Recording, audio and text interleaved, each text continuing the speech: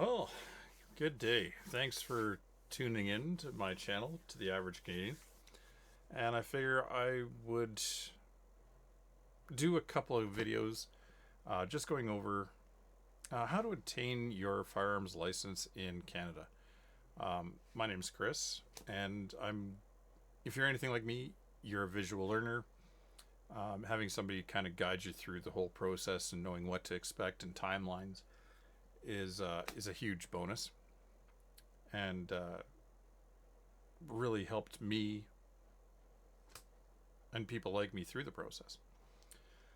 So, without further ado, I'm going to take you through the process of how I personally attained my firearms license.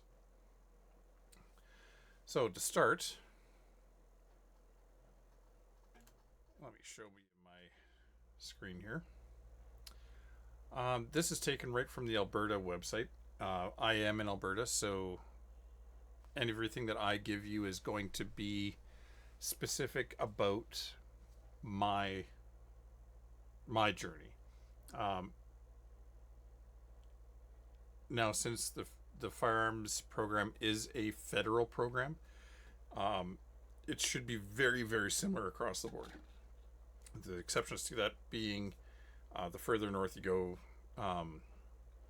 things like sustenance hunting, sustenance hunting is a thing, and so the rules kind of change a little bit when you get to that point. Um, I don't know enough about those rules, so I'm not going to speak to them. Um, I'm going to speak to the rules as I know them and I have interpreted them.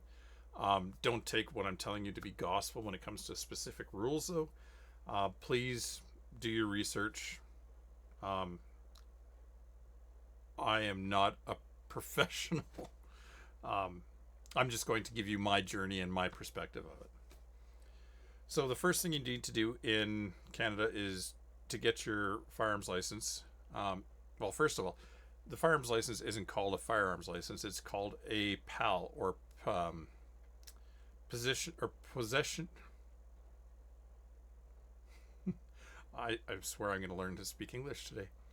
Um, Possession and acquisition license. Um, there's two versions of it. Well, technically three, but I'm going to focus on the two that a new person like myself was what is available to you. I started doing this at the end of 2023 in December, just around Christmas time, just to give you an idea of where it is, of the timeline. It is now middle of August.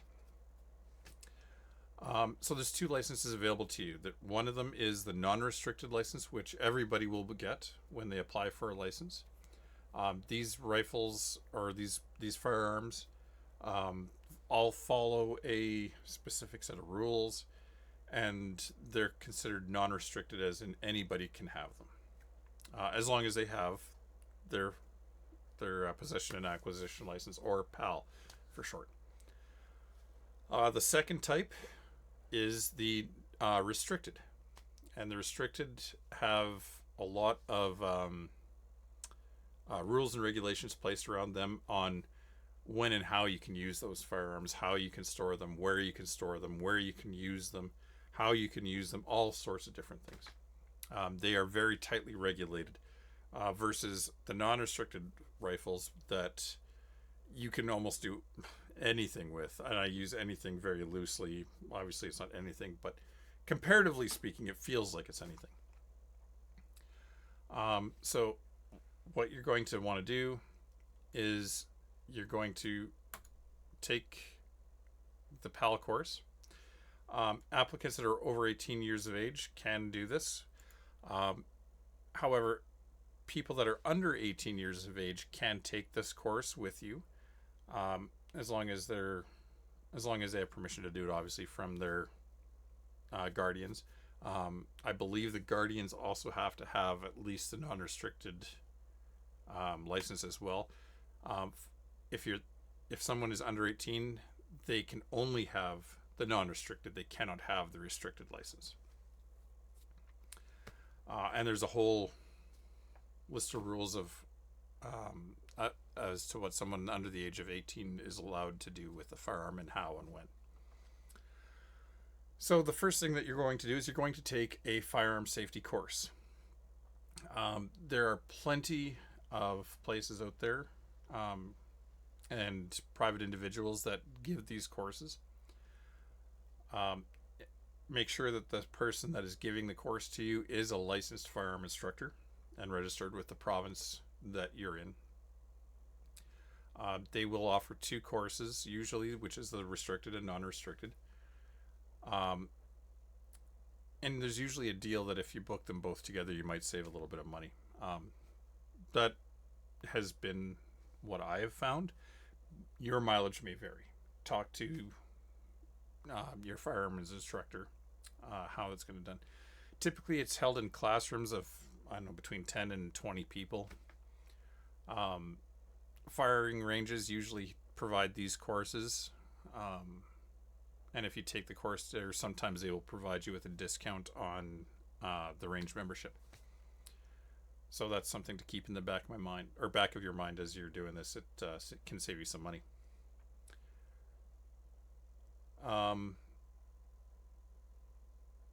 So as I was saying, in Canada, all rifles and firearms in Canada are classified into one of 3 categories. 2 are ones that we are allowed to own right now, which are non-restricted and restricted.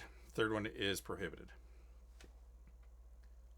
With our current government, there was a lot of firearms that were reclassified as prohibited, and a lot of individuals still own those as they're awaiting clarification on how things are going to proceed. But there's so much smoke in the air on that one that nobody's sure just what's going to happen and when. But as a new gun owner at this point, if you're watching this video, chances are you're not going to have one of those prohibited weapons, because you wouldn't legally be able to buy them if you just got your license today. When you are looking, my experience is going to vary from what most people will do. Is because I was taking a minor into the course with me, my youngest child. She's like me. We are both visual and hands-on learners. And the way my mind works is I will ask some really obscure questions a lot. And so rather than hold up an entire class, I found a firearms instructor that was willing to come to my house and taught the courses to myself, my daughter, and a very good friend of mine. And so he came and did the course for all 3 of us over the course of a weekend. We did our restricted and non-restricted, and my daughter just did her non-restricted. At the end of the course, if you pass, well, actually I'm going to back this up a little bit.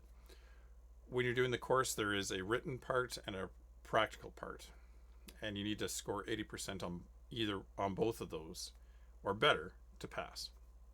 The written test, I believe, was either, I can't remember if it was 50 or 100 questions, and it was multiple choice, either true or false or A, B, C, D, E. And the practical part will be actually manipulating firearms. The firearms generally are rendered safe, as in they are non-functioning. Sometimes they aren't, or they will be functioning, but they will use ammunition that is not live. If the instructor brings live ammunition to the course, I would be very wary. But again, your mileage may vary in how safe you feel. My instructor, the ammunition he brought wasn't even ammunition. It was one of these. These are a version of what is commonly known as a snap cap. This is a 22 long rifle dummy round. This could not fire a projectile no matter how much you wanted it to, unless you were a millwright and could mill a cavity in there and make the top a projectile somehow and get gunpowder.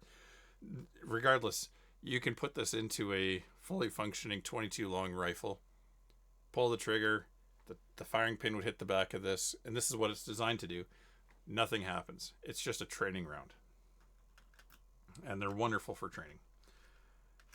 They're great for practicing clearing malfunctions for how to cycle, like a bolt, that kind of fantastic thing. Just neither here nor there. But anyways, you will be required to manipulate different types of firearms like lever action, bolt action, semi-automatic, revolvers, the whole works. And like I say, you will need to score an 80% on both the written test and the practical test. And you'll have to do that again for the restricted license if you're getting it, which I recommend you do. You'll have to do the same thing over again for that. When you pass, the instructor will give you a sheet of paper. On that piece of paper will be a whole bunch of your information, plus your instructor's information, your marks, and the whole works. You take that and you will send that into the RCMP. You can either send it via mail through Canada Post, or you can, as it started just last year, I believe it was, you can actually submit it online. And online, it's through this website, the Royal Canadian Mounted Police. It's really easy to set up the account on here. There's a couple of options that you can do. Sign in with your bank or with what's called the GC key. Signing in with your bank is infinitely easier, I've been told. But some people believe that if you sign in with your bank, the RCMP is all of a sudden going to have access to your bank accounts and see how many accounts you have, the balances, and all that other. No, they're just using the bank's authentication system to verify that you are who you say you are when you're applying and logging in. The other option is the GC key, which is your typical two-form factor authentication. They'll send you do it through your email. I think you could do it through your phone as well. And it's just a secondary layer of security to verify your identity when you're logging into the system, because it has a lot of your personal information in there. But it is very simple to sign up. One of the things that you're going to do when you're signing up, you're going to apply for your licenses through the website. Or when you're sending it in through the mail, it's going to be the same process. You're going to have to supply 2 personal references. Somebody that's known you, I believe it's 3 years, but it might be 5, but I'm going to say go with 3. That know you personally and have, that is not a relative, is not your spouse, is not kind of like an arm's distance person. They can be your friend, that's fine. That you're going to give the RCMP their phone number, address, email address, and when the best time to call them is, kind of thing, or to contact them. If during the application review, the RCMP may decide to contact your references. So make sure that your references know that. When you apply online, you put in that information. An email will be sent to your references. They will get a login code to the account. There will be a questionnaire for them to fill it out, or to fill out. It should take them, I don't know, like 5-10 minutes. And go from there.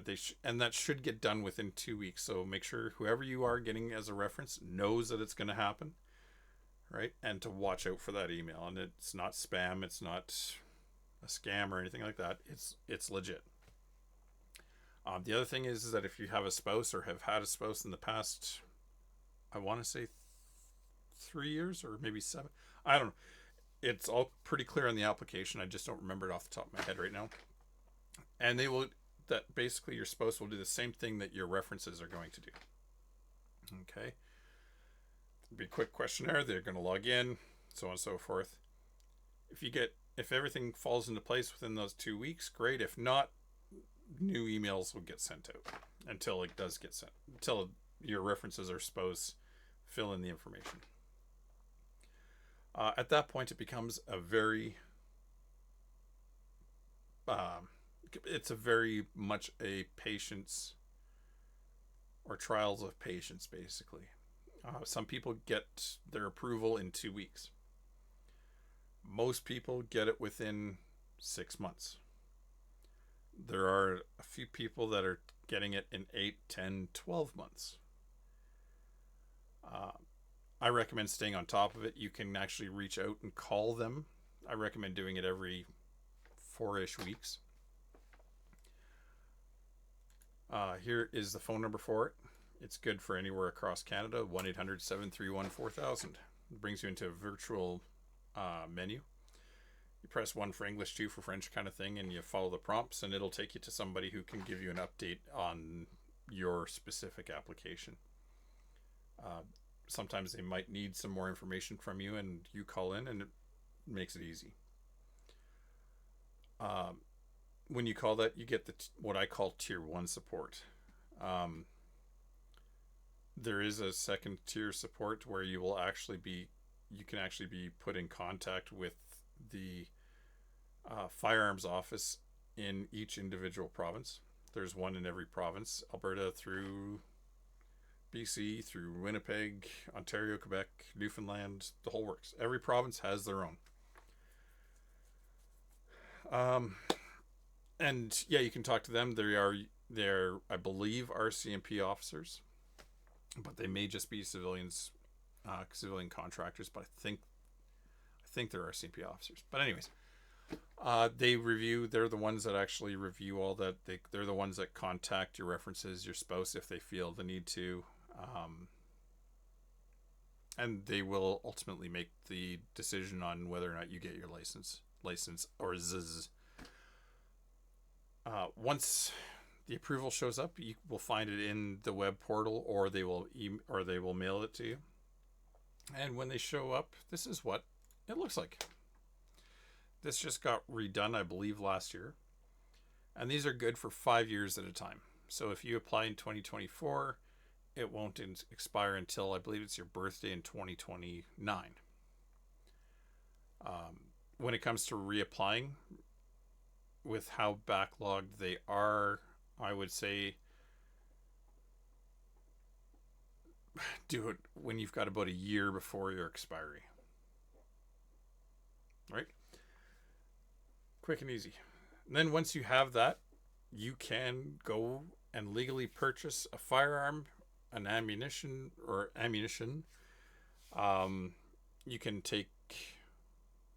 you can go to the ranges. You can purchase online from retailers. You can perform private sales with other private individuals, and you are good to go from there. You will. It's a very straight, simple, easy process. It just takes a long time, so make sure you have patience. Me personally, I applied between Christmas and New Year's when I sent in all my information. I believe it was New Year's Eve, I think, when all of my references and my spouse completed their paperwork. And if I remember right, I got my PAL on April 1st. It actually showed up in the mail on April 1st. And that same day, I went and I bought my first firearm. And I got a range membership at the same time. And I think I was shooting that afternoon. So it was fun. And that weekend, that week, I think I went shooting 4 times. And my kid came with me twice. We were having fun. It's a new thing. One of the things I can give you to kind of help kill the time once you've applied, to learn more and see what's out there and what you may or may not want to have, is a forum that I found. It's called CanadianGunNuts.com, and you can go there and they have all sorts of information available. So much information to decimate, to learn, to absorb, and a very large audience to ask questions to. It can be a little rough around the edges, and sometimes people are a little aggressive, but it's the internet. It's 2024.